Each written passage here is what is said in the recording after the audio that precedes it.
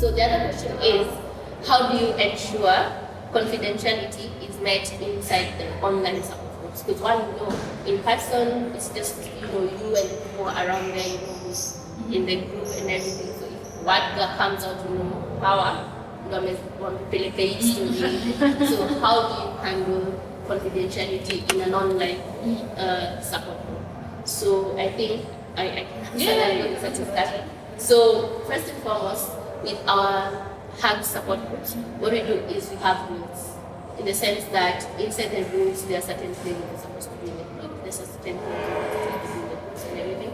And we always say, in case you have something you want to share and you feel a little you're not sure you want to share it with the guys, or you feel like maybe if I share it, everyone will know it's me, everyone will know my business and so on. So we have this thing whereby you can inbox the admin, tell them your story or what you want to be addressed and so on. And then what the admin does is they repost it in the group as anonymous text and everything. So whatever it is that you're getting, whatever support, whatever comments people are making, they don't necessarily know it's you. So that's one of the most effective way of ensuring confidentiality inside the support group and so on.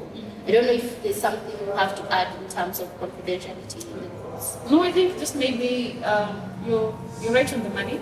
But I think just to emphasize, because I know that social media nowadays has become a very cold place. True. So people are very skeptical about sharing their ideas, their opinions, or where they are in life. So when you speak about confidentiality, I think now it makes it disarms people that are very, very particular about what they are going through. And so when they know that they can go through someone else, they don't necessarily have to pour it out. They can go through someone else, and then they can just sit in the background and watch the feedback as it comes through, and then they can take what they think is very useful to them and then discard the rest. I believe that is also one of the ways that people can use that and not feel like I'm going to put my business out there and then someone's going to say, I told you, Nassim is bipolar. And so every time maybe you act out of anger or something, just having a normal human experience. And because people saw that you commented something and they said, I just recently realized that I'm bipolar, and that's very difficult because now every time you have an anger outburst, we have, unfortunately, we can have a pointed case of Kanye West, and nowadays when he's just going through a normal human experience, people say, yeah, the guy is bipolar, and so people are very scared about that. If I come up and say something, this is what I'm going through, then every time I have an experience, it will always be construed to me that it is on the account of my issue, and people now want to hold back. So online groups also have that kind of confidentiality. You can just say to someone and they'll understand, and then it doesn't have to be, everybody doesn't have to know your business. But you can still go ahead and get all the help that you need without so many people knowing about your business. Yeah. So in short, it creates a safe space. Like it's a place where you can come, pour out everything.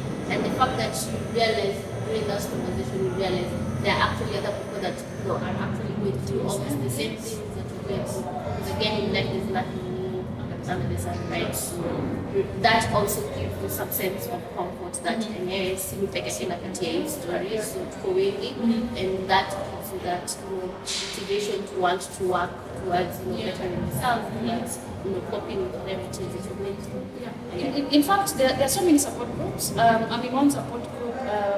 I was added to a support group. I don't have I have cancer, but I'm in a support group that offers help to cancer patients, and it's also because I have had a friend that has cancer, and so I'm just there to also offer support.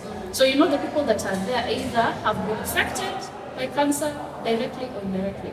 So you believe it's a safe space. It doesn't matter the kind of cancer that you have, but you know that all cancer is almost the same. Like all of you are just going through the same mental, emotional turmoil. So I think it's also the same with mental health. When in that group, someone is going through depression, anxiety, and all these other disorders, so you feel a level of calmness that you're not always alone. True. Like there's that calmness.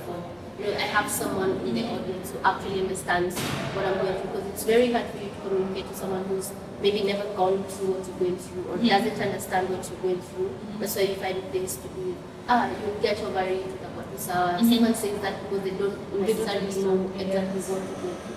But if you know there's someone else who's gone through what you're going through, that means it gives you that sense of, and they've gone through it and they've seen, they've come out of it well and everything. It gives you that sense of, I can actually do it with someone else. Yes. So I hope this conversation was helpful for you all, and I'm really looking forward to your questions, to your comments. Was it helpful? What would you like us to talk about the next, session and so on? Thanks a lot. Bye.